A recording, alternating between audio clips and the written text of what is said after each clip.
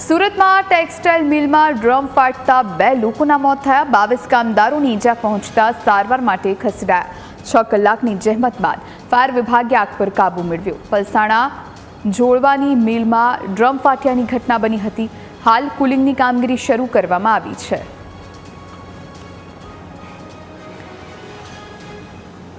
તો textile મિલમાં drum ફાટ્યું, જેના કારણે 2 લોકો મોતને ભેટ્યા છે। 22 કામદારોને ઈજા થઈ છે, જેના કારણે તેમને હોસ્પિટલ લઈ જવામાં આવ્યા છે।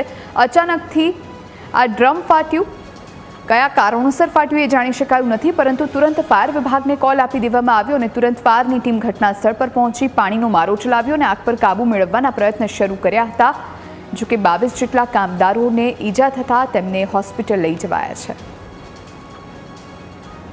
આગની તીવ્રતા વધારે હોવાથી આસપાસના પીઈપીએલ, કડોદરા નગરપાલિકાની ટીમ, સુરત એસએમસીની ટીમ, ઈઆરસીની ટીમ તેમજ આજુબાજુ જે રહેલ ઇન્ડસ્ટ્રીમાં રહેલ ગાર્ડનની પણ ટીમ અહીંયા ઘટના સ્થળે બોલાવેલી હતી અને અત્યારે અમને જે અંદરથી જે અમે આગ કાબૂમાં આવી અને જે મેળવેલી છે 2 બોડી અત્યારે મેળવેલી છે।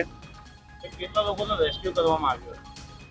ફાયર બ્રિગેડ પહોંચે પહેલાં સ્થાનિકો અને જે ફર્સ્ટ રિસ્પોન્ડર હતા પીઈપીએલ તેના દ્વારા મિલના માણસોને રેસ્ક્યુ કરવામાં આવેલા હતા।